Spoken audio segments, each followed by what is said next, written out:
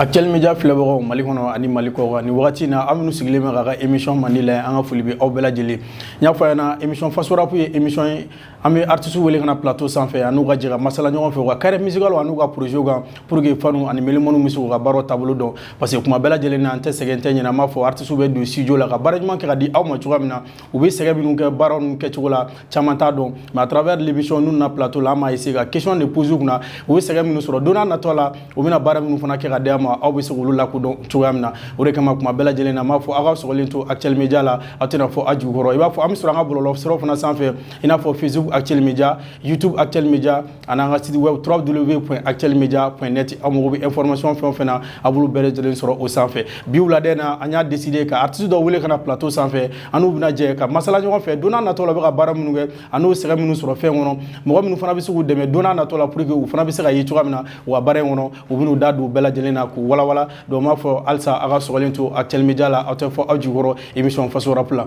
donc n y'a fɔ cogoya min na n ko artiste welelenw m'an bolo n b'a daminɛ kini fɛ ale b'a tɔgɔ ni a jamu fɔ ka présenter fɔlɔ sɔnni an ka taa yɔrɔ jan fɔlɔ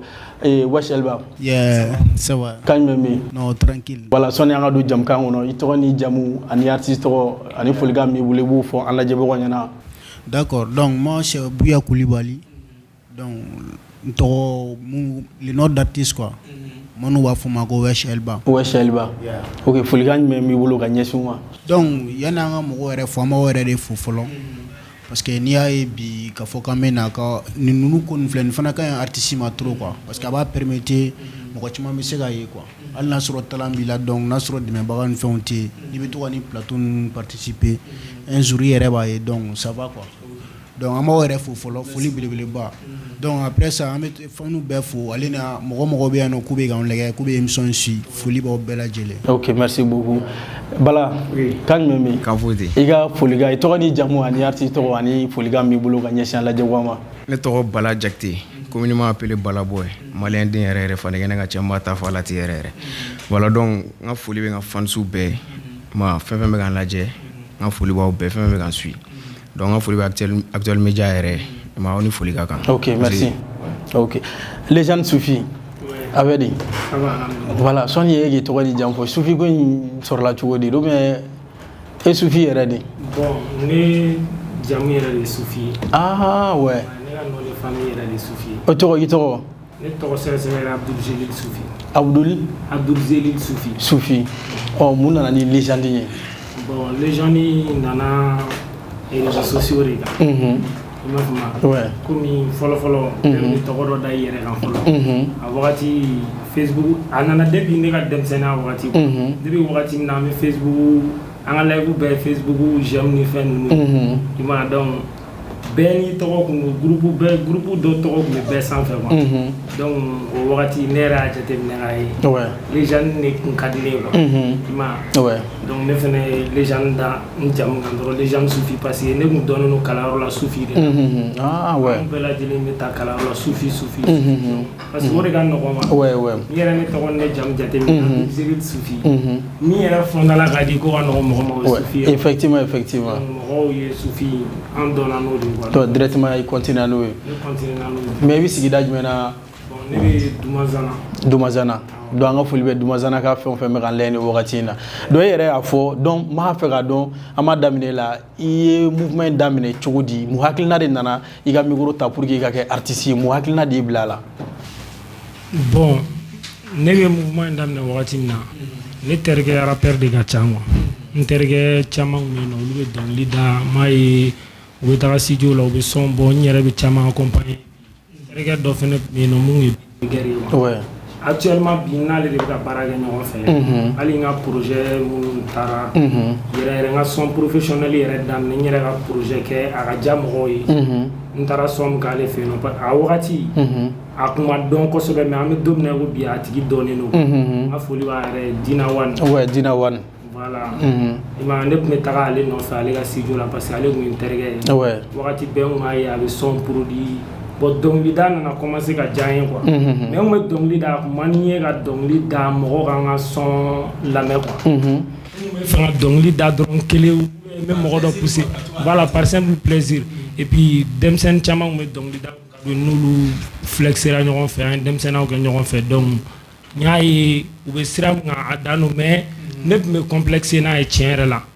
mais a kun ka di ne ye ne tun b'a da ne yɛrɛ tun b'a dɔn ne bɛ ka nin min da tantɔ ne yɛrɛ bɛ se ka n débrouiller ka parce que n mɛnna studio kɔnɔ quoi ne yɛrɛ bɛ se ka n débrouiller ka fɛn kɛ ninnu tɛ se ka min kɛ mais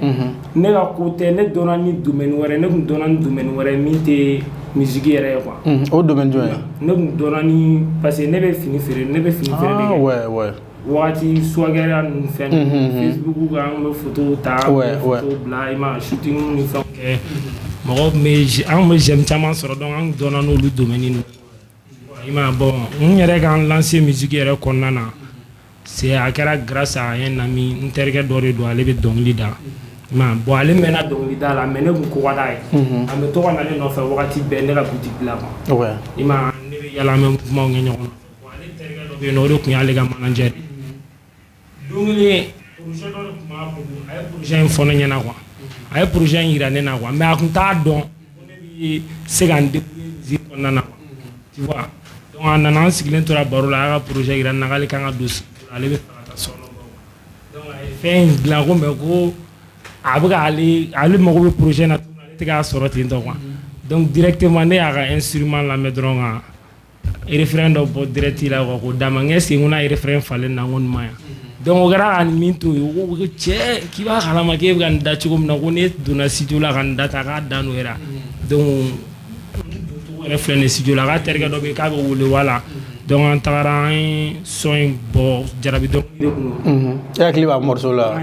o ye ka fitinin fɔ ta a bɛ se ka kɛ i b'a sɔrɔ a mɛnna mais n'i y'a da o tigi hakili bɛ to a la. Muso ɲuman caman bɛ Bamakɔ kɔnɔ olu si tɛ ne ka baby bɔ ko duman caman bɛ TikTok kan olu si tɛ ne ka baby bɔ i ɲɛnafin de bɛ nafa don ne la ne bɛ deli k'i ɲɛ jɔ ne la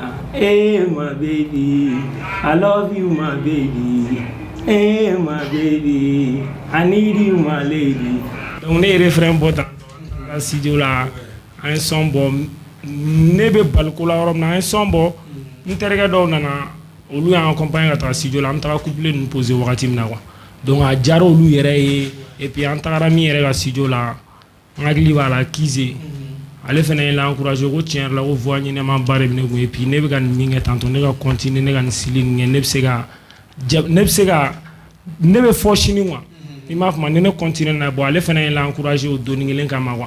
mais ale ni rappeur ale de kun ka jo kun ye rappeur ye min yɛrɛ sababu ye ne si yen nɔ donc an continuer na groupe la ten an ye dɔnkili an ye son kelen bɔ son in bɔra an bɛ to ka taa prestation ni fɛnw na fo ka na kɛ an de fait que an yɔrɔ ka jan ɲɔgɔn na quoi n'an bɛ taa studio la f'an ka to ɲɔgɔn nɔfɛ kuma bɛɛ an ka temps fana tɛ bɛn ɲɔgɔn ma ne fana tun bɛ baara wɛrɛ la min t'o ye quoi i ma donc an ka temps tɛ ka to ka bɛn ni ɲɔgɔn ye a nana an ma kɛlɛ dɛ mais a kɛra sababu ye an nana ye carrière solo de b'an bɛɛ dɛmɛ ne yɛrɛ continuer na ka n ka son bɔ solo la est-ce que o tɛ ne arranger n'o ye donc e continue n'o ne fana continuer na solo la. ok n bɛ tila ka na Weshelba kan jumɛn bɛ yen i tɔgɔ in nana cogo di parce que i tɔgɔ ni jamu yɛrɛ fɔ Weshelba in nana cogo di. bon wesh juste bon ne ka ko ye les prochaines ko de quoi bro ne bɛ calme kɔnɔ trop donc o yɛrɛ de kama wesh nana quoi wesh tɛ foyi ye tubabu nɔgɔ quoi. non bon n ye rap daminɛ a dara non ya bon Elba yɛrɛ o ye n yɛrɛ ka c'est-à-dire n yɛrɛ ka tɔgɔ ye n ye mun créer quoi. Elba kɔrɔ. bon Elba 3 mots de do LBA donc Lil Boss Assassin. Lil Boss Assassin ouais. donc e yɛrɛ pourquoi i y'a ko ye pourquoi i y'a kɛ Elba ye Lil Boss Assassin. ouais bon o kun parce que ni mo saba in bɛɛ la kelen-kelenna bɛɛ nin tɔgɔnin ninnu bɛɛ ka di ne ye quoi c'est comme a daminɛ na non bon mun tɛ Lil ye a daminɛ na mun tɛ Lil ye mais Lil tɔgɔ de diyara ne ye quoi i y'a faamu donc Lil tɔgɔ diyara n ye n ye Lil ta dɔw kun yɛrɛ kun b'a fɔ ne ma ko Lil a mɛnna olu mɛnna quoi bon ne ye o Lil ne ta ka sɔrɔ ka bɔsi. bɔsiya fana ka di ye. wa depuis n ka dɔgɔ bon n kɔni kun bɛ pari sigida la bɛɛ kun bɛ n like quoi olu genre ninnu n ye bɔsiya ta ka bila n yɛrɛ kan bon Assassin niveau ni yɛrɛ b'o bɛɛ kalama ou bien an tɛ se mɔgɔ ma mais ni sera ma dɔrɔn kelen de don i m'a fɔ ma an bɛ nɛgɛsiw ci ma dɔrɔn u bɛ taa ɲɛnabɔ hali ka segin. donc a nana o cogoya de la quoi. ok m'a fɛ k'i ɲininka fana misigi mun kanu de y'a don i la idole dɔ de tun b'i la ou bien genre mun nana n'i ka misigi rapu na i ma taa siri wɛrɛ la i nana na rapu côté la. ouais Bon, ni rap kanu a mena depuis fitinement. Ya parce que ne yɛrɛ rap kanu mi se ka fɔ n y'a kanu à travers Siriki ni Ibawan ka chemin de fait quoi. Ya parce que depuis olu ka son bɛ bɔ ne kun m'olu kiffer quoi. Donc a tɔ nana kɛ n yɛrɛ ni n bɛ taa balani ne bɛ se ka taa balaniw yɛrɛ la yɛrɛ o y'a sɔrɔ sonbɔ kun ka gɛlɛn ka niveau la. Donc ne bɛ taa n bɛ jeune Siriki ni Iba ka son de mais ni n yɛrɛ tɔgɔ welela ka don n bɛ n yɛrɛ ka freestyle de kɛ scène kan. Mais o y'a sɔrɔ son bɔ kun ka gɛlɛn donc n bɛ Siriki ka son di n bɛ prester o sanfɛ quoi. Bon a nana kɛ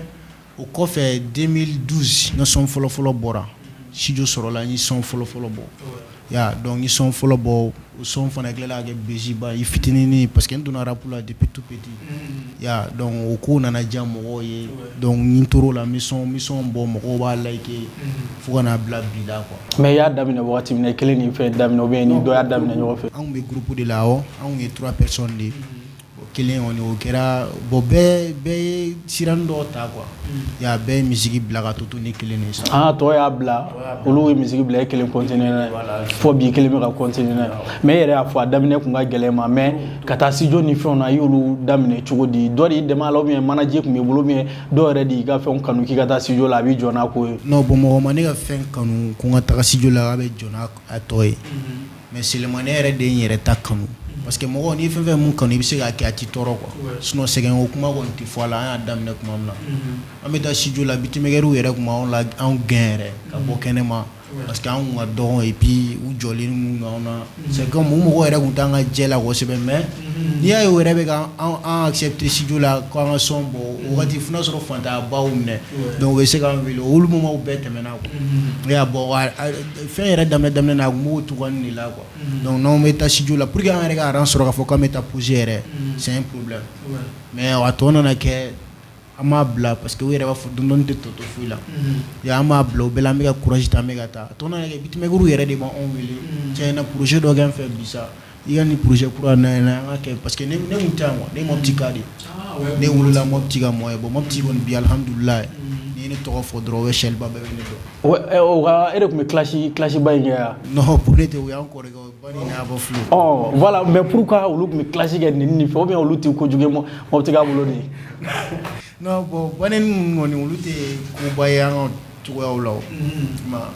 parce que mais u yɛrɛ bɛ kuma dɔw yɛrɛ fɔ yiri kɔnɔ Bamakɔ olu kuma ninnu tɛ tiɲɛ a fɔ i n'a fɔ ko alimami. Mais pourquoi olu neni ninnu fɛnw bɛ fɔ mɔgɔ bɛ tila ka taa sadi fa olu nɔfɛ. Parce que raison bɛɛ n'i ka taabolo ta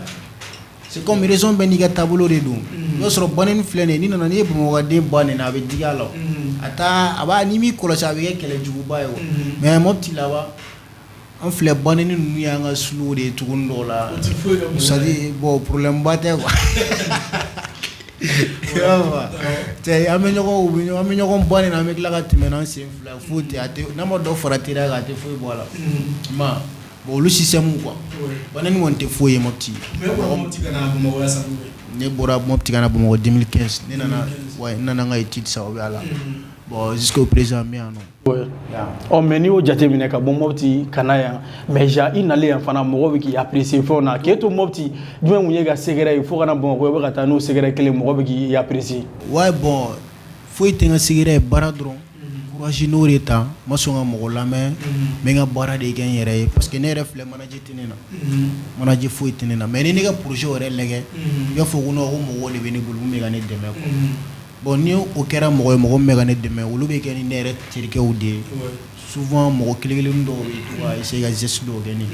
sinon manager tɛ ne na k'a fɔ manager fixé k'i b'a fɔ ko elle b'a ka manager non o tɛ manager tɛ ne na bi bi in na ne yɛrɛ bɛ yɔrɔ min na n bɛ se k'a fɔ financier de zéro ya parce que a ka di ne ye ka ko caman kɛ bi donc i b'a sɔrɔ a ka gɛlɛn ma quoi bon ni financier t'i la musique kɔnɔ c'est un peu a ma nɔgɔn quoi. Donc olu système de don quoi ya bon n yɛrɛ kɔni n terikɛ dɔw bɛ yen ni ko n bɛ son bɔ donc dɔw b'a essayer ka geste fitinin dɔw kɛ donc o bɛɛ bɛ courage don ne na quoi parce que n'i y'a ye mɔgɔ b'i dɛmɛ u ɲɛ b'a la courage b'i yɛrɛ la donc a talent dɔ fana b'i la quoi donc u b'i dɛmɛ un jour viendra n'i yɛrɛ kɛra mun ye o kelen de don quoi mais baara in kɔni tɛ taa courage de kɔ courage an b'o de kɛ fo depuis ni kunun fo bi. Ok n'Ala sɔnna ok Bala ka jumɛn bɛ yen Jarma fɛ k'i dɛmɛ i fana ɲininka misiki in i y'a daminɛ wagati jumɛn en même temps mun idée de nana ni yɛrɛ pour que fana ka rap kɛ quoi. Ok, bon ne musique daminɛ 2019-2020 comme ça. Bon moi ndo musique la n frère dɔw de ye n don musique la parce que an bɛ n ka gɛrɛn quoi. Et ma donc o de ne poussé ka ne don musique la depuis n fitinin a kun ka di n ye. Et ma n kun bɛ to ka freestyle fili n yɛrɛ ma bon gɛrɛn na n bɛ to ka freestyle fili. Et ma donc n tor'o la n ka cɛ yɛrɛ sigilen filɛ Van le contrôle ale ka arrangeur ye sisan ale yɛrɛ ko cɛ i b'a dɔn i bɛ se ka kɛ dɔnkilidala la wa voix b'i la puis a beauté bɛ fɛn bɛɛ k'i bɛ se ka kɛ dɔnkilidala ye donc ne don cogo filɛ musique kɔnɔ. Mais o y'a sɔrɔ sɔnni yɛrɛ ka don i tun bɛ freestyle kɛ mɔgɔ ka sɔn de la ou bien i yɛrɛ tun bɛ freestyle kɛ yɛrɛ ma ou bien genre rappeur jumɛn yɛrɛ tun ka di Mali musique la ou bien même Mali kɔfɛ. Bon rappeur i b'a de tun ka di ne ye Gladia de tun ka di ne ye trop. I tun b'o ka fɛnw lamɛn. Wa n tun b'o ka sɔnw lamɛn ma n tun bɛ to ka ci o ka sɔnw na kuma dɔ. Mais i fana ni mɔgɔ m'a daminɛ groupe la i kelen ni fɛn daminɛ. Non ne mɔgɔ m'a daminɛ ne kelen n'a daminɛ. I kelen de y'a daminɛ mais freestyle ninnu fana na i donnen Van kɛlen k'i fɛnw k'i bɛ se ka musique ni fɛnw kɛ i donnen studio la est-ce que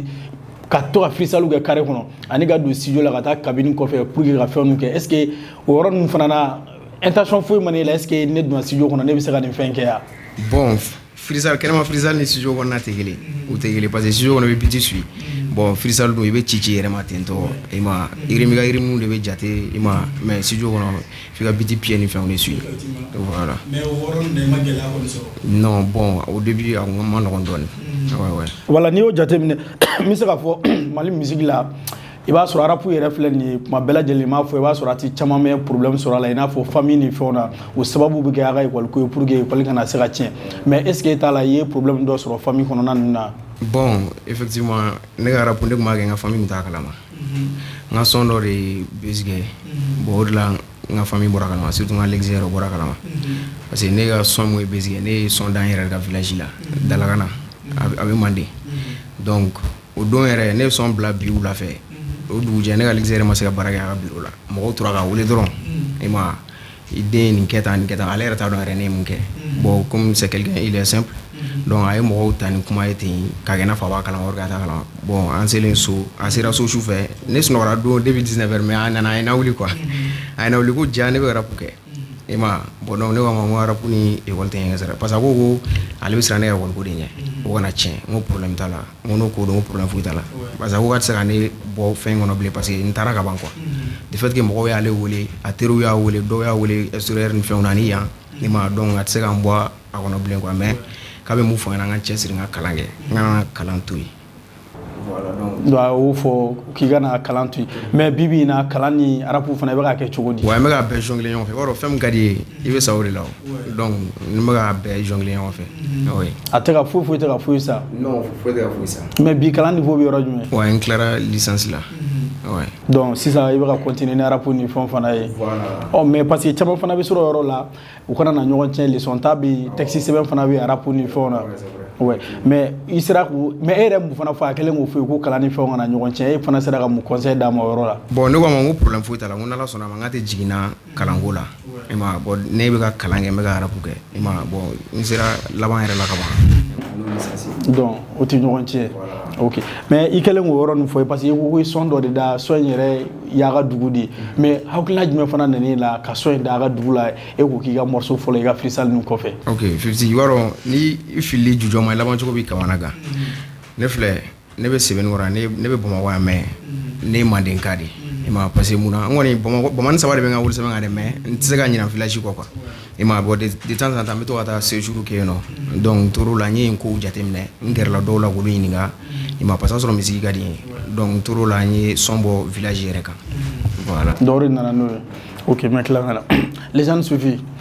genre m'a fɛ k'i ɲininka parce que e yɛrɛ y'a fɔ i tora swagi ni fɛnw de la butigi b'i bolo kana don musique la genre musique fana kɛra i bolo plaisir dɔ de mais bibi na mɔgɔ t'a fɔ plaisir don parce que mɔgɔ b'i lamɛn fantan naani bɛɛ lajɛlen na m'a fɛ k'i fana ɲininka i ka fɛn daminɛ na e ka bɔ swagi ko ni fɛnw na ka na rap ni fɛnw ta ka taa est ce que i fana ye problème dɔ sɔrɔ famille kɔnɔ na. bon d'abord ma bɔ swagi ni fɛn ninnu. mais i b'a kɔnɔ sa mais a bɛ se ka fɔ musique fana bibi na an bɛ se ka fɔ o fana ye dɔ fara i ka crédibilité kan. ouais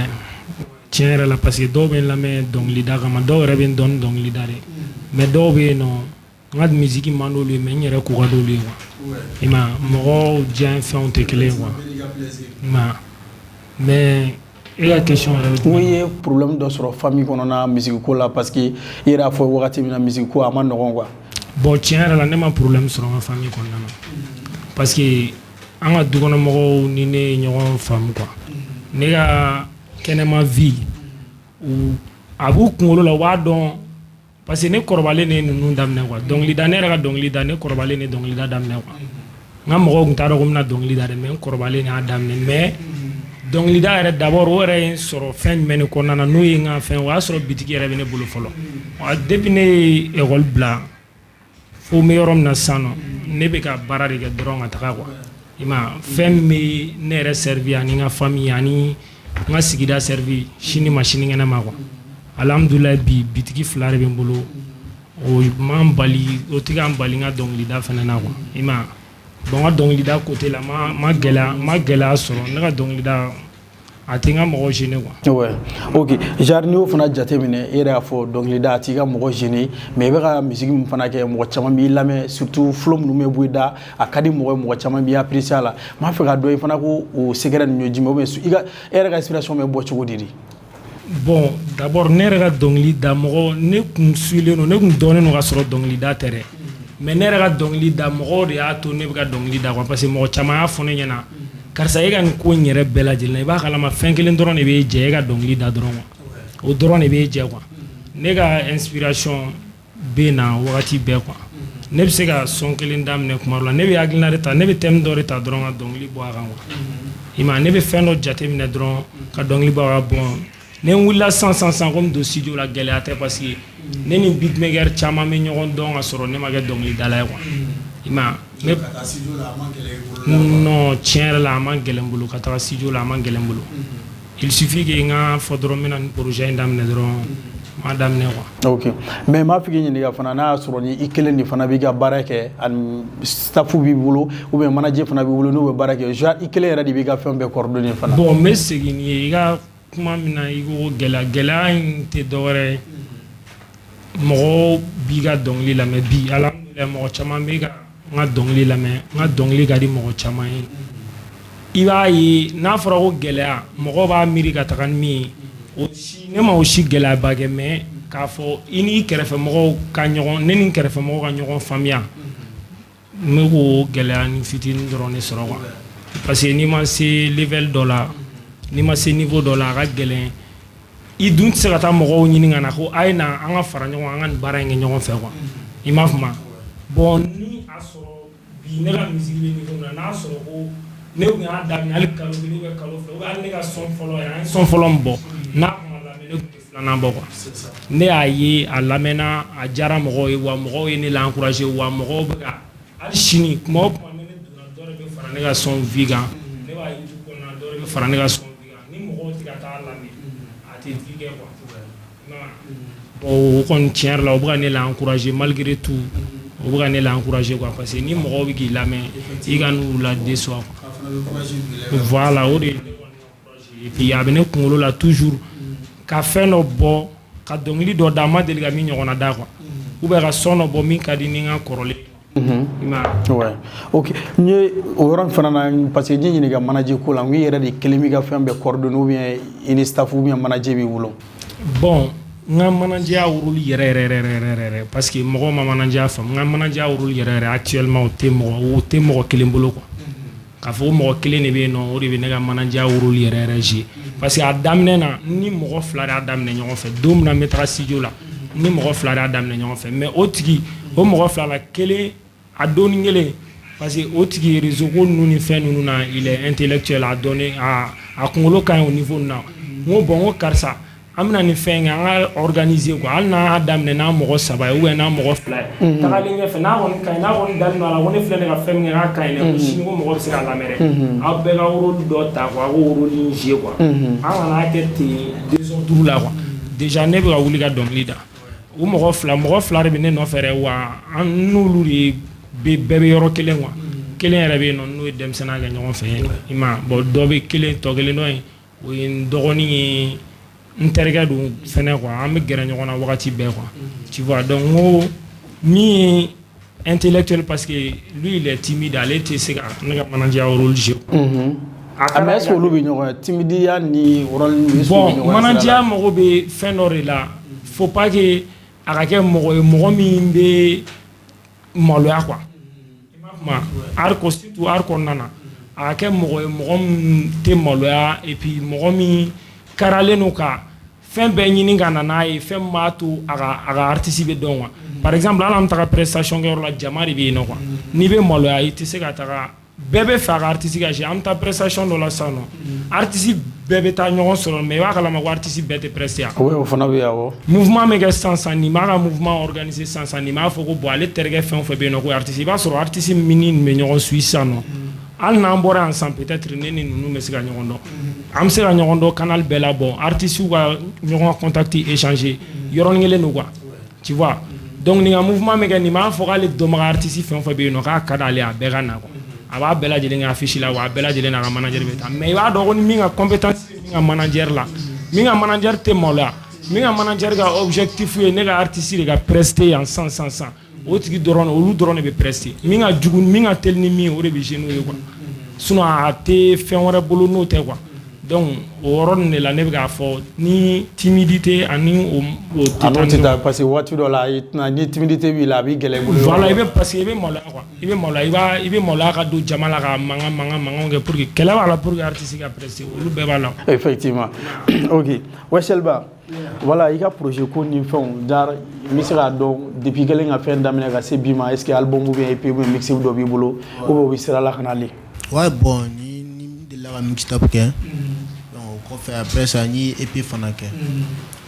i ka mixtape min bɔra wagati jumɛn. donc n ye mixtape bɔra depuis salon o mixtape tɔgɔ tun ye jumɛn ye. vie logique. o tɔgɔ na cogo di. bon vie logique kɔnɔ a bɛɛ de b'a kɔnɔ c'est comme ale n tɔrɔ m'a expliquer cogo min i k'a faamu quoi. vie logique kɔnɔ c'est comme ka vie dans la réalité donc ko i bɛ se k'a kɛ i b'a kɛ mais kana na mɔgɔ ka ko lajɛ k'a fɔ k'i b'a kɛ c'est à dire ka ni ɲɛ ta mɔgɔ ta fɛ quoi donc i b'i ka ko kɛ i yɛrɛ sago de la k'i ka ko kɛ i yɛrɛ ka niveau de la quoi et puis toujours an bɛ baara kɛ tiɲɛ kan fana donc ko minnu bɛ yen c'est comme i ye mun ye o yira mɔgɔw la kana t'i yɛrɛ kɛ ni fɛn dɔ ye i yɛrɛ i b'a dɔn i tɛ mun ye quoi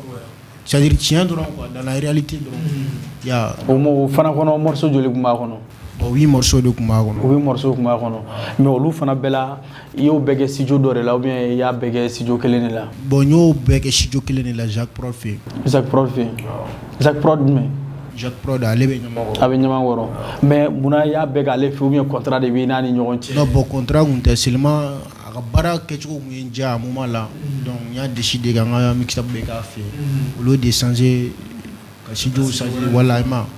donc n y'a décidé dɔrɔn ka fɛn bɛɛ k'a fɛ yen. mais mixtape fana na est ce que collaboration tun b'a kɔnɔ ou bien kelen de fana y'o fana bɛɛ. non n kelen de y'a bɛɛ kɛ n kelen de y'a bɛɛ kɛ parce que Follow Me ninnu ni BG ninnu ni Armée hali n ka Armée Mali b'o de kɔnɔ yɔrɔ son bɔra a mɛnna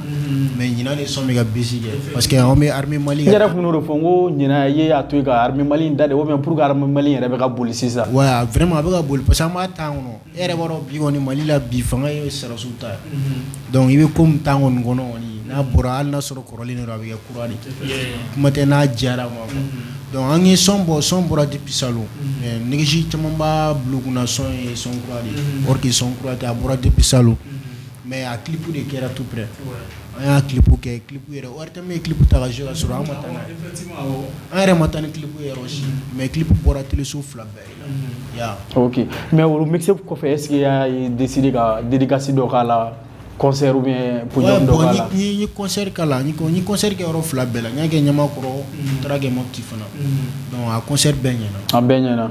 mais i seginnen ka taa Mopti Moptikaw ye reconnu halisa i ka musique ko in na mais i bɛ taa sɔrɔ mɔgɔ wɛrɛ min lamɛnlen don ka tɛmɛ kan. non bi de ka jugu ni kun de ye artisiya filɛ nin ye nkalon tɛ k'o ye n'i bɛ se dɔrɔn i tɛ bin quoi kuma tɛ i bɛ ka baara kɛ i yɛrɛ b'a dɔn i bɛ se fɛnw b'i bolo donc bincogo tɛ yen Mopti kɔni bi an fana ye yen yɔrɔ ninnu Ibawa na Gaspo ye. ok mais i y'o min fɔ sisan genre i taara o concert k'i y'a kɛ yan fana mais olu bɛɛ kɔnɔ i y'o concert min fana kɛ cogo di parce que i y'a yira ko manager t'i bolo mais i y'o concert nin organiser cogo di i y'a kɛ ni mɔgɔ jumɛn. bon avec mes frères n y'a kɛ ni n terikɛ ni n yɛrɛ dɔgɔninw donc olu de ye n dɛmɛ concert la ka se ka concert kɛ ya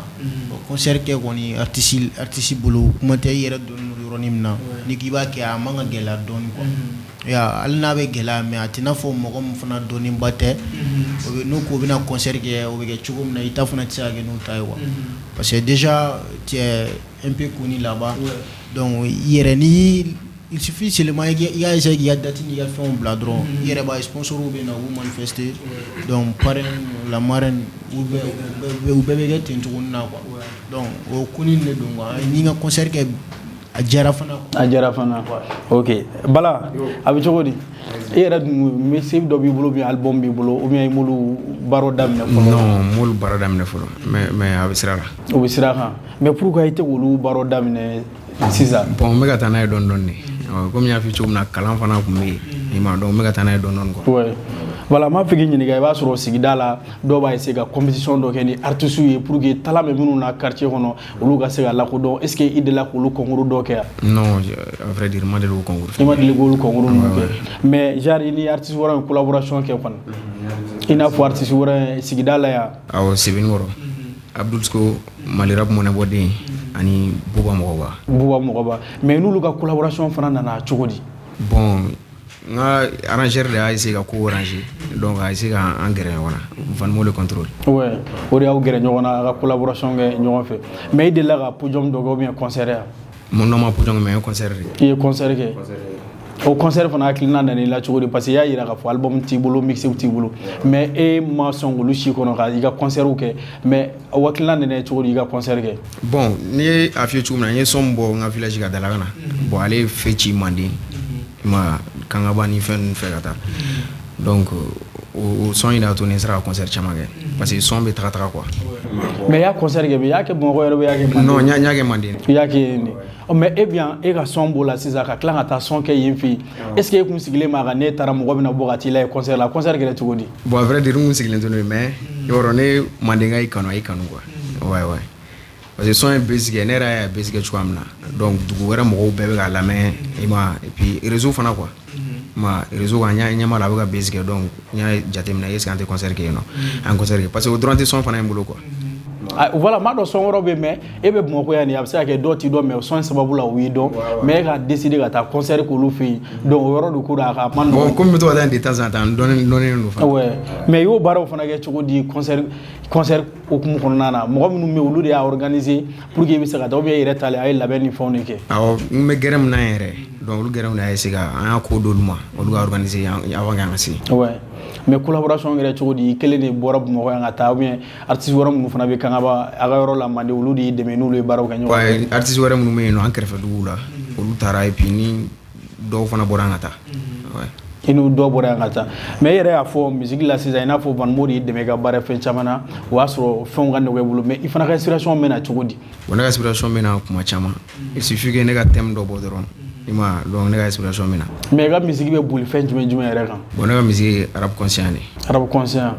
mun y'o o sili fana jɛ parce que e y'a fɔ i b'a filɛ nin ye i b'a de kun ka di mais ni i b'a ka musique jate minɛ a ka ego trip ni fɛn wɛrɛw ka ca n'a ka conscient ye pour que e taara conscient niveau ni fɛnw na voilà bon a bɛɛ dépend an ka son in de la village son in la parce que l'exé in na sigi a y'a fɔ ɲɛna a tɛ fɛ n ka manamana n ka taa sira sugu dɔw fɛ quoi i ma donc n ka son da mun bɛ mɔgɔw ladi fana et puis en tout conscient quoi consciemment oh mais rappeur minnu bɛ conscient kɛ Mali la u b'a fɔ depuis Tata ni Fangafin ninnu ni rappeur caman bɛ yen ou bien Masters ni Milimo olu bɛ faamu parce que olu nana n'a ye olu bɛ ka se k'u yɛrɛ bɔ a la ko minnu bɛ conscient kɛ ko i tɛ se ka sadi ni fɛnw fɔ i n'a fɔ tɔ bɛ son wɛrɛ ni fɛn minnu kɛ mais e y'o bɛɛ ye pour que halisa e bɛ conscient kan ouais effectivement bon conscient fana qualité tɛ kelen ye i ma dɔw ta ye conscient yɛrɛ mais ne ka conscient don sa n'i y'a faamu n t'a dɔn n bɛna ɲɛf'i ye cogo min na quoi a lamɛntɔ la i b'a ye a ka di ye mais a bɛ ladilikan fana b'a kɔnɔ quoi ladilikan b'a kɔnɔ non e ta tɛ i n'a fɔ ka to ka faamaw tan ou bien ka to ka fɛnw kɛ e ta t'o yɔrɔ non ne bɛ tiɲɛ de fɔ dɔrɔn tiɲɛ dɔrɔn i b'a fɔ Darikɛ ouais a ye dɔw bɛ nkalon tigɛ dɛ concert modernisé don voilà ok mais i yɛrɛ b'a dɔn don n'a natɔ la i tɛ sira bila quoi non ma da la parce que n suivlen don quoi mon papa a teriw bɛ kan su u yɛrɛ fana ni jɛngɛna dɔrɔn an b'a jɔ. A b'a jɔ non ala kana jɔ i fana kana jɛgɛ ok Sufi mais n'i y'a jateminɛ fana mɔgɔ caman fana y'a fɔ k'i ka son dɔ tun bɛ yen n'o ye Bamakɔ yan. Voilà o son in bɔra a tun bɛ ka taa ni bezi ni fɛnw ye caman nana fɔ est-ce que i ma dɛsɛ rap ko la ou bien financement ko bien a bɛ tan musique taara k'i to i kun famana yɛrɛ pour que ka na dɔ fɛ mais o son in k'a ja ni fɛnw to mɔgɔ la mɔgɔ bɛ ka son kiffer pourquoi e ye temps mort ta ka tila ka na tuguni mun de y'i bila o fɛn na mɔgɔ bɛ ka min fɔ tiɲɛ don financement ko de kun don wa. Non financement ko tɛ parce que ni fɛn min ka di mɔgɔ ye i bɛ fɛn o fɛn sɔrɔ a bɛɛ lajɛlen bɛ taga diɲɛ ko de la quoi i ma n'i y'a ye ne ka son in tagara a ye bezi kɛ a kɔfɛ ne mɛnna ne temps taga sɔrɔ ne tun ma son bila n tɛ fɛ ka na ni son wɛrɛ ye a kɔfɛ fɛn min tɛ jama servi kosɛbɛ kosɛbɛ quoi i ma parce que mɔgɔ ka laɲini ye i ka son bɛɛ ka kɛ bezi ye bon ou bien i ka bezi kelen dɔrɔn sɔrɔ i ka fɛn kɔnɔna na i ka dɔn n'o ye quoi tiɲɛ yɛrɛ la ne ye son in kɛ ne tun b'a dɔn ko o son in bɛna kɛ bezi ye parce que o tun tɛ ne ka style yɛrɛ ye quoi n y'a f'i ɲɛna ni Dina ka collaboration fɔlɔ de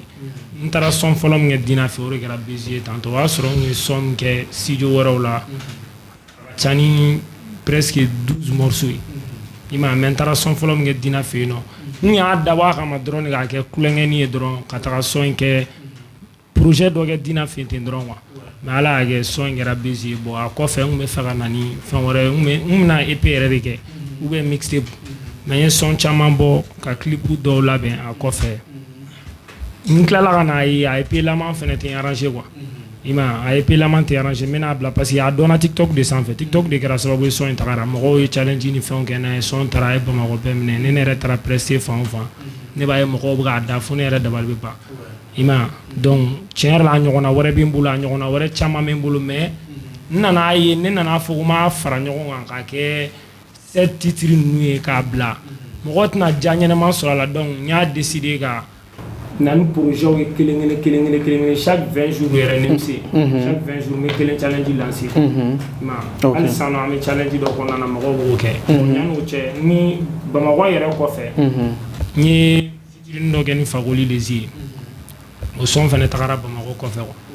o bɛ ka lamɛn hali sisan an bɛ don min na i ko bi o bɛ ka lamɛn yɛrɛ mɔgɔw ka challenge ni fɛnw kɛ nɔ bon o kɔfɛ fɛnɛ n ye challenge kelen wɛrɛ bila tuguni san n b'o de la. ɔ mais e ka Bamakɔ yan a inspiration nana cogo di. Bamakɔ yan a kɛra wagati min na Ture ka minɛli wagati quoi i m'a ye ne ye n sigi ka miiri parce que ne ka base yɛrɛ kulonkɛ clash kulonkɛni ninnu de quoi i m'a ye n ye kɔrɔkɛw jate minɛ mɔgɔ minnu ye plan minnu ni plan minnu kɛ n y'a bɛɛ lajɛlen fara ɲɔgɔn kan k'a kɛ son ye quoi. mais an filɛ k'o fɔ sisan i b'a sɔrɔ dɔw bɛ k'a lajɛ son in nege y'ale minɛ mais est-ce que i bɛ se k'a capella fitinin k'a la. n bɛ se k'a kɛ. Jagɛlɛya tɛ tuɲa ye oh non non non non non non Bamakɔ bɛɛ bɛ Ture dɔn dɔ bɛ ka yan bi sniffer ja bɛ ye minɛri sauter Safiko dogoli t'a la Alime Mogo bɛɛ b'i dɔ kɛ Malimatu ye bezi kɛ yan dogolima mun ye dugu wili Siriki ko kɔgɔni ma la kɔrɔ Gaspi ye karate k'a la Ture fɛnɛ ye meloti k'a la Asala kibaru nka k'a fɔ n ye ale min ko gɛngisa bolo ti d'a kɔ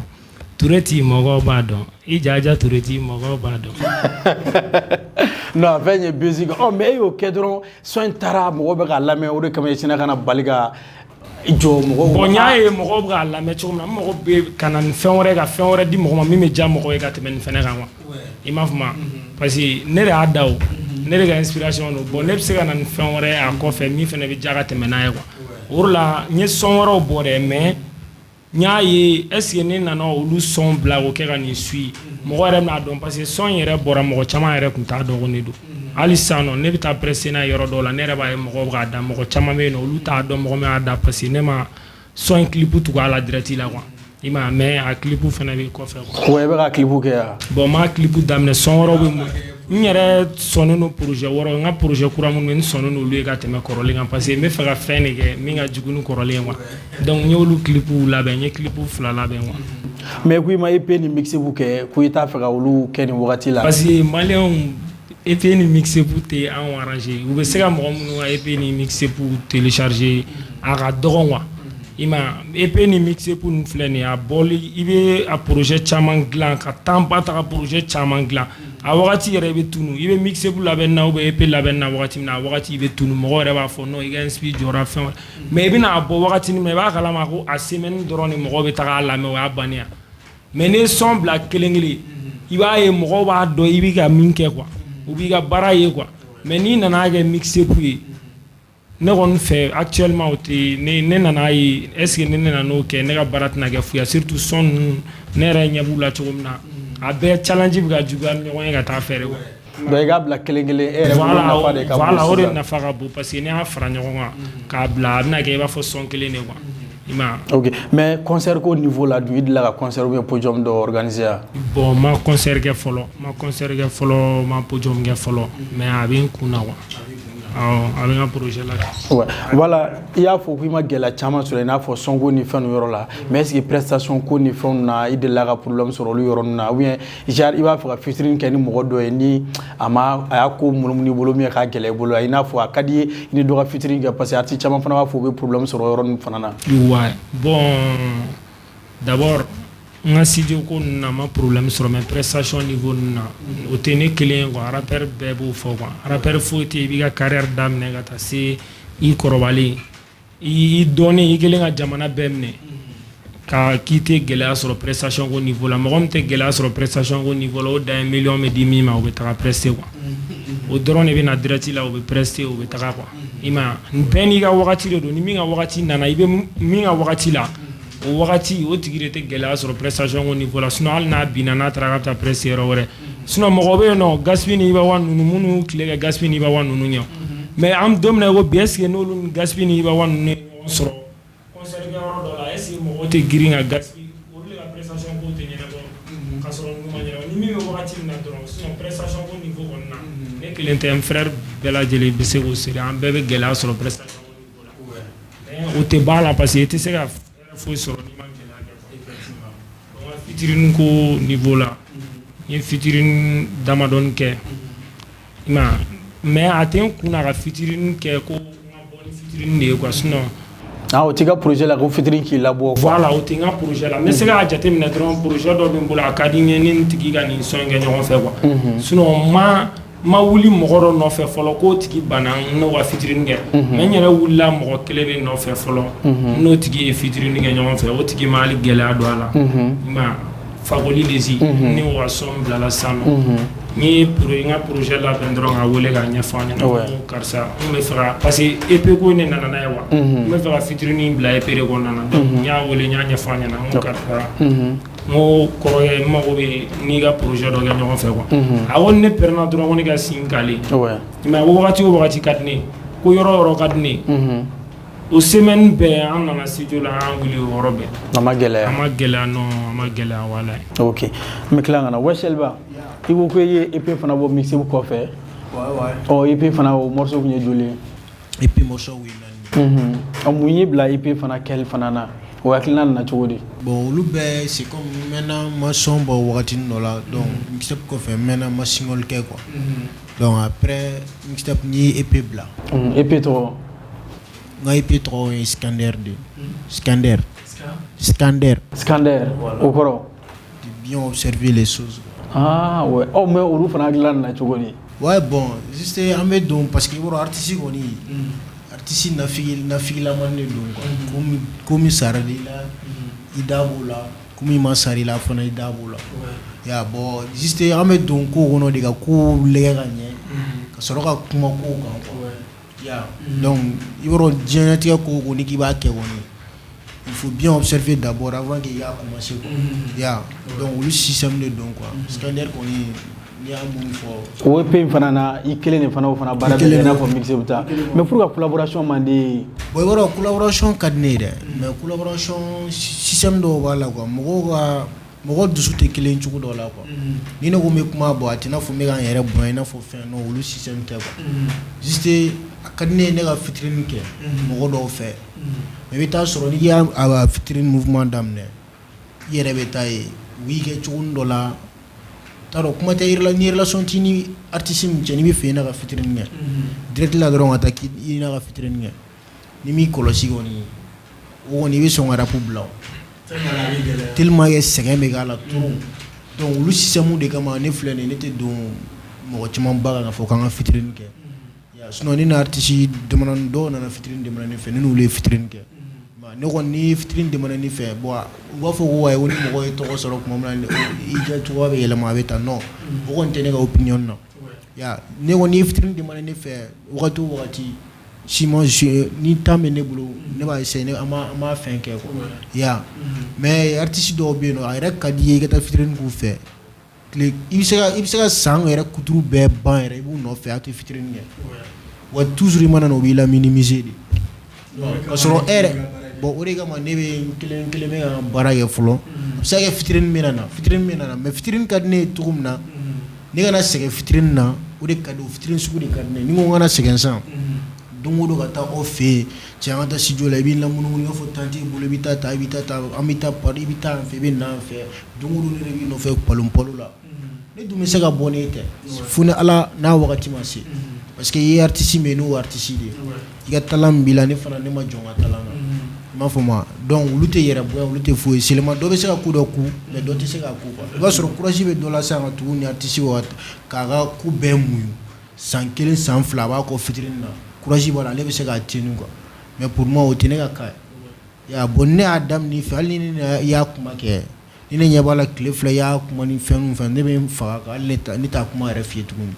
parce que a fatigué ninnu filɛ nin ye a man di ne kosɛbɛ quoi bon système de la featuring filɛ nin ye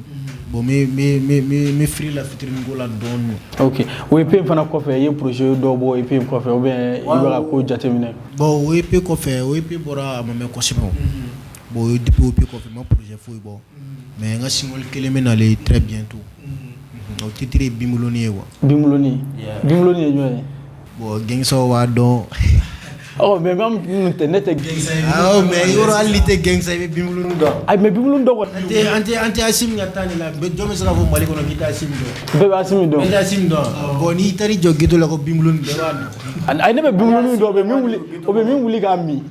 o n'o fana tɛ kelen parce que Bimuloni dɔ bɛ yen o b'a wuli k'a min i b'a fɔ kangaliba bɛ cogoya n'i bɛ siri ka miiri ma dala ne bɛ wuli k'a min n'a cɛ n'a bɛɛ fɔ bin de don mais a bɛ siri quoi mais e bɛ se ka rappel fitinin k'a la hali n'a ma bila a bɛ se ka kɛ exclusivité ye quoi problème t'a la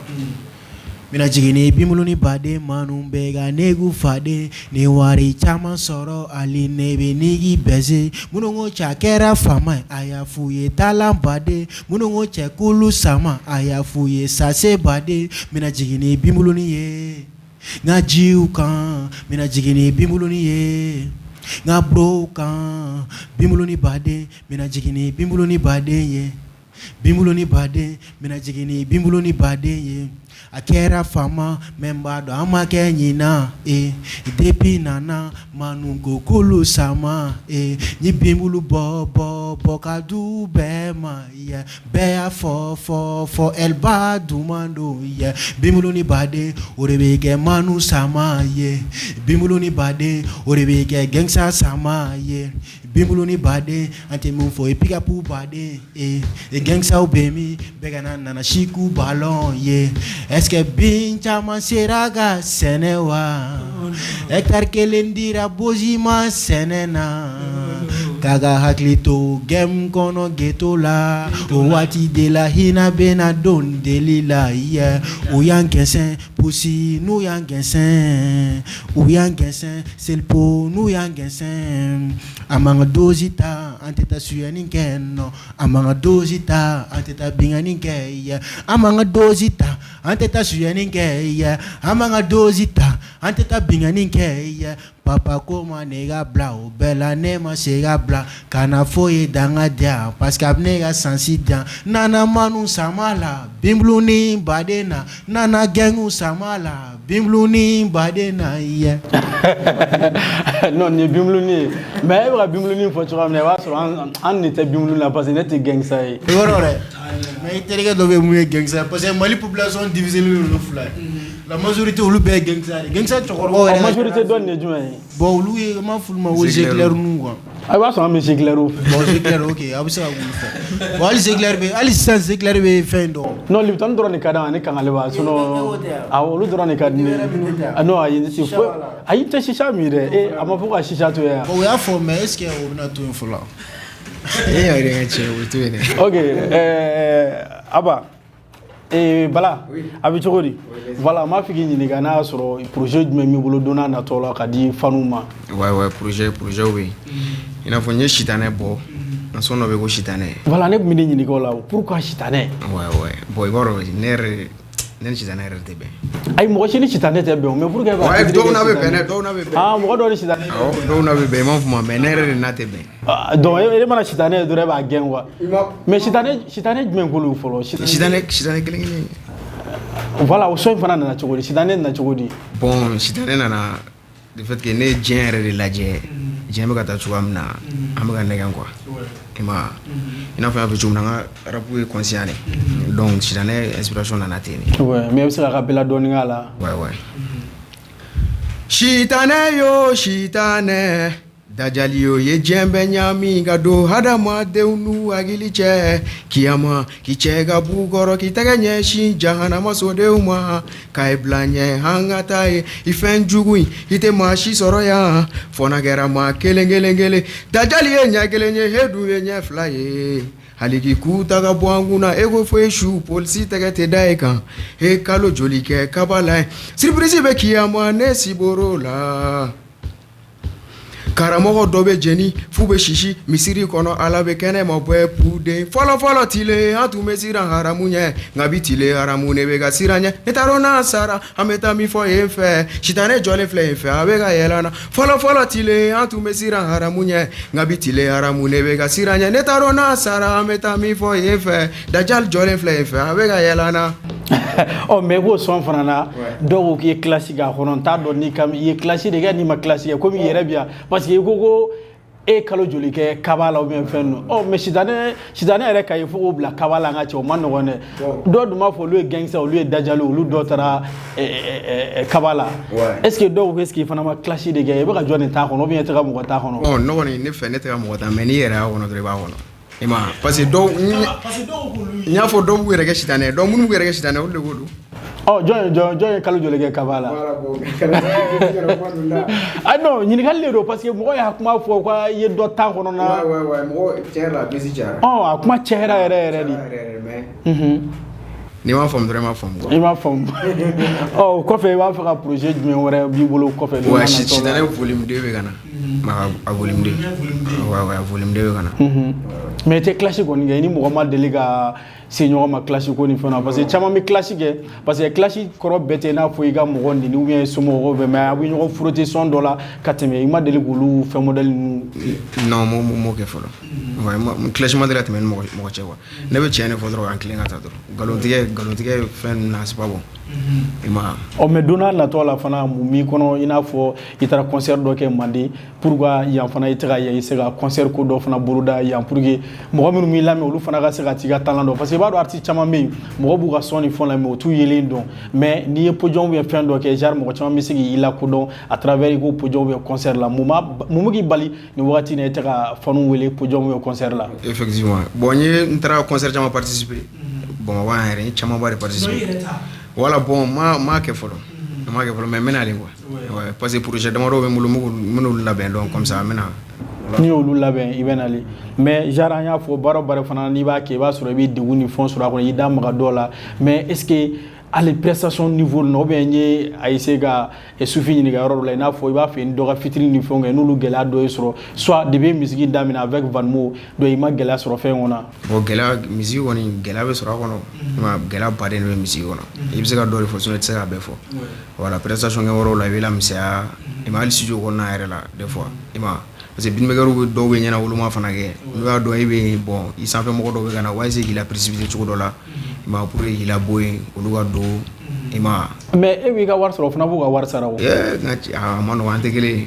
a ka can trop yɔrɔ mais bibi na e bi cogoya min na mɔgɔ b'i ka son lamɛn mɔgɔ b'a fɔ i ka di mɔgɔ ye sekatila yan i n'a fɔ aw bɛ sɛbɛnnikɔrɔ yɔrɔ ninnu na mais bibi na ni label dɔ nana i nɔfɛ dɔn a ka di ale i n'a ka baara ni fɛnw kɛ ɲɔgɔn fɛ i hakilina jumɛn b'o la o yɔrɔ la ouais bon ne u ni n ka arrangeur bɛnna kan ani n ka staff problème foyi t'a la problème t'a la i b'i taga n'u bɛ baara kɛ ɲɔgɔn fɛ mais genre fo kana u ni arrangeur ni ka staff ka bɛn ko bɛɛ bɛnkan de aw tɛ ka se ka baara min kɛ n'olu bɛ se k'o kɛ ka di aw ma dɔ e bɛ se ka taa problème foyi t'o la mais don n'a natɔ la fana i y'o fɔ o ye label ka niveau ni yɔrɔ ye mais e yɛrɛ ka hakilina na sisan e bɛ ka musique kɛ cogoya min na e yɛrɛ bolo problème foyi t'a la ouais ne bolo problème foyi t'a la parce que ne tɛ ka kuma jugu fɔ i ma ne tɛ ka kuma fɔ mun bɛ mɔgɔw tiɲɛ fana ne bɛ ka mɔgɔw bilasira de parce que musique ye message de i ma n'i ye kuma jugu fɔ i bɛ mɔgɔw bila fili la voilà donc o de kama an bɛ k'an tilen i bɛ k'i tilen mais musique dɔ fana bɛ yen souvent ni mɔgɔ y'a da i n'a fɔ e filɛ ka musique dɔ da sisan i b'a sɔrɔ dɔw bɛ e yɛrɛ bolo min tɛ message ye olu yɛrɛ bolo message don mais olu bɛ jama min sɔrɔ jama bɛ girin olu kan cogoya min na pour que e fana olu fana ta e yɛrɛ bolo sisan o fana ka niveau dɔ bɛ yen mun yɛrɛ de b'o kɛ bon ko bɛɛ wagati de i ma n'i ka wagati sera a bɛ kɛ quoi non i b'a dɔn dɔw bɛ yen u bɛ son sugu dɔ da mɔgɔ b'a fɔ nin son sugu man ɲi nin bɛ denmisɛnninw ni fɛnw cɛ mais pour que denmisɛnninw bɛ gɛrɛ o son sugu fana kan ka tɛmɛ minnu bɛ ka information di ou bien ka message ɲuman véhiculer bon yɔrɔ bɛɛ n'i ka plaisir de don i ma parce que ne yɛrɛ fana filɛ ne suilen don mɔgɔw fana bɛ n kɔ i ma donc bɛɛ n'i ka plaisir de don quoi i ma fan bɛɛ n'a ka mɔgɔ de don mais fan escrow fana bɛ yen olu fana bɛ yen quoi ok mais bibi na studio ko niveau la ni signature tɛ ni mɔgɔ ɲɔgɔn cɛ studio ko la n'i ye ka wari sɔrɔ i bɛ taa studio la banna non signature tɛ ni mɔgɔ si cɛ ma ne projet labɛn ma ni ka staff b'a décider dɔrɔn projet kan ka taa studio min na dɔrɔn an bɛ taa an b'u contacter an bɛ taa an bɛ wari min kan ka sara an b'o sara an bɛ ka baara kɛ n bɛ bɔ wa i ye gɛlɛya ko fɔ musique fana kɔnɔ souvent i b'a sɔrɔ n'i bɛ musique kɔnɔ hakilina dɔw bɛ n'i la ou bien dɛmɛbaga dɔw b'i dɛmɛ soit i yɛrɛ bɛ relation dɔ sɔrɔ olu bɛ musique courage sɔrɔ i la est ce que fɛn dɔ kɛra i la musique yɛrɛ kɔnɔ n'olu bɛ k'i la continuer ou bien ka courage don i la i ka continuer fɛn fɛ yan awɔ n ka staff yɛrɛ n ka staff ni ka fans club olu bɛ ka na encourager toujours ma u bɛ to ka conseil diyan u bɛ to k'a fɔ n ka taa dɔrɔn n ka na jɔ dɔrɔn ma SRR fana la lamɛnnen don yen ma bon caman fana bɛ to ka encourager dɔrɔn mais ni mɔgɔ mago bɛ e ka fɛnw na sisan u bɛ ka musique ninnu sɔrɔ cogo di genre i bɛ k'o fɔ sisan i ye son dɔ da ou bien dɔw bɛ k'i lamɛn n'u mago b'i la u b'i ka musique sɔrɔ cogo ouais n bɛ YouTube kan YouTube sanfɛ i b'a tapé Bala Boy dɔrɔn Bala Boy donc n'i y'a sɛbɛn Bala Boy donc directement u b'i ka fɛnw bɛɛ sɔrɔ YouTube sanfɛ ok Sufi voilà m'a fɛ k'i ɲininka kumakan laban na n'a y'a sɔrɔ ni fɛn dɔ b'i bolo ka fara nin kan ou bien soit ni hakilina dɔ b'i ou bien ni projet dɔ b'i bolo don n'a nataw la n'i b'o fɔ sɔnni an ka bɔ émission kɔnɔ bon projet caman ba de bɛ n bolo hali n bɔra ka son laban min challenge lancer sisan nɔ o son clip fana bɛ n bolo quoi i m'a ye o son bɛ bila les premiers kalo kura les premiers o son bɛ bila donc ni son bilala peut-être 2 semaines n bɛ clip fana lancer quoi parce que projet ka ca o son clip ou bien clip wɛrɛ o son yɛrɛ clip min challenge yɛrɛ bɛ sisan nɔ o clip bannen bɛɛ bɛ n bolo n y'a challenge bila dɔrɔn n bɛna son bila les premiers quoi donc ni son bilala les premiers n b'a jateminɛ 2 semaines après ou bien 20 jours n'a kɔni janyana a tɛ kalo kelen kɛ bilen n bɛ clip fana bila quoi awɔ projet caman wɛrɛ bɛ n bolo o kɔfɛ i b'a fɔ n y'a f'i ɲɛna cogo min na son ka ca n bolo yɛrɛ mais n y'a décider k'a bɛɛ bila kelen kelen quoi i m'a ye projet baden de bɛ n bolo ka na mɔgɔw kɔni y'u sigi dɔrɔn mɔgɔw k'u abonné chaîne YouTube la u k'u sigi kan kɔnɔ. A chaîne YouTube mɔgɔ mun b'i la sisan n'u b'a f'i ka fɛn sɔrɔ a bɛ sɔrɔ cogo di. Légende Soufi tapé YouTube kan dɔrɔn bon ne ka son bɛ fan bɛɛ ne ka son bɛ plateforme bɛɛ kan n ka son bɛ sɔrɔ Audio Mac kan n ka son bɛ YouTube kan a bɛ fan bɛɛ. Légende Soufi tapé dɔrɔn a banna i bɛ n ka son bɛɛ lajɛlen sɔrɔ. Ouais i ka folikan laban sɔnni an ka ɲɔgɔn sɔrɔ yan don wɛrɛ plateau sanfɛ. Bon n ka foli bɛ aw yɛrɛ ye fɔlɔ parce que n'i y'a mɛn mɔgɔw bɛ an ka ko kunnafoni sɔrɔ c'est grâce à vous i m'a ye bon ani n ka foli belebeleba bɛ fɛn o fɛn bɛ k'an suivi an ka dɔnkili jara fɛn o fɛn n'u bɛ k'an lamɛn quoi n'u bɛ k'an ka dɔnkili lamɛn quoi donc mɔgɔ minnu tɛ san sɔrɔ ni juru tɛ olu de fana kama bi an bɛ ka courage sɔrɔ an bɛ nin ko in na an bɛ yan bi i m'a ye donc n ka foli b'olu de ka kumakan laban. Ok émission fana t'i kun cɛ a bɛ kun cɛ ni freestyle de donc o bɛ dépend i yɛrɛ la freestyle min ka di i yɛrɛ ye quoi. bon n ka son min challenge bilala n b'o freestyle kɛ quoi. mɔgɔ kuma ninnu tobi la fili i ma to ne la baby dance for me sanu nɛgɛnin tɛ ni falen fɛn na an tɛ séparer jamais n bɛ taa n'i ye mairie la kadengele na ikola obi wele go mama tanatila nega bebe ikanuye ojiga zenze kushite ndeme bifonga bebe nteseka dafanga kapi muso chela nyile shwazi nsona makiene tantege ma iga surir benyi na ngasuzigo kana dimi obene shoke ni tengoro ne betanfile neni be voyage sans visa souvent métafolie septième ciel tana ma baby gatungo jamais ma baby tenimisa jugu be feka kanusa ni mafara nega denina sajona bikishi maloma. Ok, non, super. Donc challenge de bien quoi. Voilà, au challenge de blala ma TikTok on en a bon. Comme TikTok ni begato bi alhamdulillah TikTok ni gara opportunité mo chama si en son la meko. Ima an woni nyam de me fon fe ni mo fe war ko te ko alhamdulillah ne won nga carrière la. War be ne bulu ga soro nga carrière te nete dessert en projet financier nyere quoi. Mais mo be fem na nete se ko kenyere o te ne kili artiste be mo be fem na. Were anga adon artiste munu ma don bi ni olu te ga terminer bi projet be en bela jelen bolo projet munu fene be se ga terminer quoi ima munu dono no bi atiba fo olu ga fsana ube wa son kadina ube se na on don lidala quoi utiga an la mer folo quoi donc am mo be mo ga se anga projet don dro wa se ga la mer drone quoi ima donc anga nyogon de mega nyogon promo ni fon problème fu tala na la sona ok et washelba voilà iga fulkan laba en même temps na so ni kumagan do bi bulu ga fra ay émission ke or sisa ouais bon nga fulkan laba toujours mais mo fou dans des folies na quoi donc après ça ma flelge ba o bela jelen fou donc toujours elle ba we shori be ga dugula ina fo sufi bora ga foto komna mi ndanga a pied don quoi donc mun me sana biate na fo go be sina fin ou ba go fen do quoi juste ko be na wakati do chaque chose a son temps donc ni comme wakati be o de be ke quoi mais mun fana be duguma wana na ulula minimiser ka on kay na fo ay mo sukun do de ambi duguma bi mo cité chini donc bonon yele la tourni we klara ta giringira ko orke on aglibe na on duguma la de la en tout duguma on considère est-ce que on considère on aglibe to de la donc kito difficulté wona mo ko masigi de mais ni trahere la na tuguri ko wi danga vune ga tena c'est normal ma fama o te foye o luta ramade a jen o te foye bon o lu système de dron donc fonu be ko agli to ni koni na dron ka don e bi duguma mo ko de be ga sini sans fait mo ko yo quoi donc o kelenu yani nga bo ambe bien anga bi fanga bi armée mali de bolo donc ina fo mbura ka mun fo mo chuma ba de a clip le télé so la o yere ta don atigi yere join oh e bisi ga freestyle la ban ko yege ouais donc me freestyle la ban en armée mali drone namanda gasno bi armée auredon ka boga taga kungo kono armée auredon ka marfa taga jugu kele armée auredon nunu kadinye ma bro armée kadinye akadinye ni wariye armée kadinye akadinye ni sanuye armée kadinye akadinye ni fembeye armée kadinye armée mali kadinye armée mali kadinye ambe fe munga bango ikele na kera fagali jo tandeme mali kono mugu chingo e daraye mopti kono jumembe nani here kelega ban bega lafia ni kelema ban site lafia sanjoliko kele chaun segena sara sube norla u segene chenga che sabali cha segena si mois de formation cha segena chenga che sabali cha segena 9 mois de mission cha segena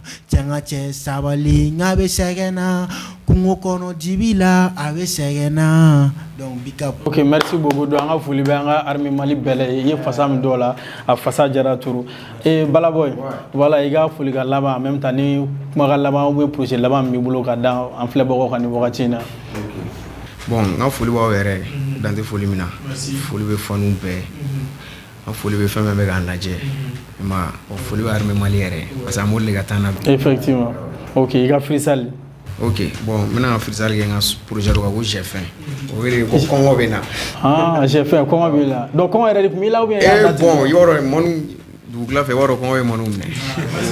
wala inspiration nana o de fɛ an sigilen ghetto la ni n ko kɔngɔ bɛ ne la ni n ko an tɛ taa suɲɛni la ni n ko an mana minɛ dun ni n ko boli tɛ n'a dankɛ ni n ko daraka dɛsɛra j'ai faim tilela dɛsɛra j'ai faim sura dɛsɛra j'ai faim kɔngɔ du bɛ ne la kɔngɔ du bɛ ne la sɔgɔma wulila daraka bɔnna n taara ɲala tilela bɔnna ne jigi bɛ surafana kan ja ne ka ko jigi bɛ n kan kɛnɛma cɛ mɔgɔ si tɛ n kan n kɛlen ko baroni gan bi i n'a fɔ mama la k'a sɔrɔ kisɛ tɛ jaba la ne go ta restaurant na ka go ta siyɛ la k'an yɛrɛ ta ji suma la ka go kɔnɔ fa tewu ne sigilen kan kɛ sewu go ye manani fa tewu ne sigilen kan kɛ sewu a ye sɛnɛkɛ ja ne kenge na ten muguni ten muguni ne ka blɔgu de nin lase ne ma ten muguni ten muguni sisan b'a sɔrɔ kini bana ne ma ten muguni ten muguni burujala ɲimini de bɛ ne ma ten muguni ten muguni sɛnɛjala dajili de bɛ ne ma daraka dɛsɛra j'ai faim tilela dɛsɛra j'ai faim sura dɛsɛra j'ai faim. Ok, merci beaucoup. Ah, comme an bɛ su fana na an ka cɛ a bɛ se ka kɛ kana taa sɔrɔ an ka cɛ surafana fana banna an ka cɛ. Ok, an ka foli bɛ aw bɛɛ lajɛlen ye Sufi k'i yɛrɛ fo i ka déplacement na ka na plateau sanfɛ don n'a nataw la mɔgɔ ye plateau in sanfɛ i b'a sɔrɔ an bɛna ɲɔgɔn sɔrɔ plateau sanfɛ parce que i y'a fɔ ko projet caman b'i bolo donc an b'i fo i ka déplacement na ka na ka Wesh Elba yɛrɛ fana fo i ka déplacement na ka na ani Balaboy donc fɛn o fɛn na plateau sanfɛ an ka foli bɛ aw bɛɛ lajɛlen ye ka fɔ émission Faso Rabu fana sigi kun ye nin pour que aw bɛ baara kɛ cogoya min na a ye fɛn caman fɔ don n'a nataw la a bɛna fɛn minnu fana fɔ mɔgɔ caman ye o faamuya donc an b'aw fo halisa courage m'aw la a fana k'o kɛ donc aw fɛn saba fana bɛɛ y'a yira fana a ka YouTube sanfɛ a ka chaîne YouTube bɛ yen mɔgɔ ka taa cliquer a kan aw bɛ se ka baara kɛ cogoya min na n'u fana yɛlɛnna ye réseau sanfɛ u ka taa YouTube sanfɛ o fana ye dɛmɛ ka ɲɛsin aw ma k'a ka son lamɛn k'a ka son fana partager ka a lamɛn k'a di mɔgɔ wɛrɛw fana ma pour que o fana bɛ se ka a lakodɔn cogoya min na donc ne b'a fɔ a ɲɛna ni ne tun ye bi émission Faso Rap ye donc k'a fɔ a ɲɛna émission Faso Rap fana sigi kun ye ka artiste wele ka na plateau sanfɛ n'u ka jɛ ka masala ɲɔgɔn fɛ wa carré musical la n'u ka projet pour que fanu ani melomaniw bɛ se k'o faamuya cogoya min na ne b'a fɔ siɲɛ wɛrɛ Ala k'an bɛn émission Faso Rap la Actuel Media sanfɛ maa kana ɲinɛ fana an bɛ sɔrɔ an ka bɔlɔlɔsiraw sanfɛ i n'a fɔ Facebook Actuel Media YouTube Actuel Media ani an ka site web www.actuelmedia an mago bɛ information fɛn o fɛn na a b'o bɛɛ lajɛlen sɔrɔ sanfɛ ne b'a fɔ Ala k'an bɛn diɲɛ waati wɛrɛ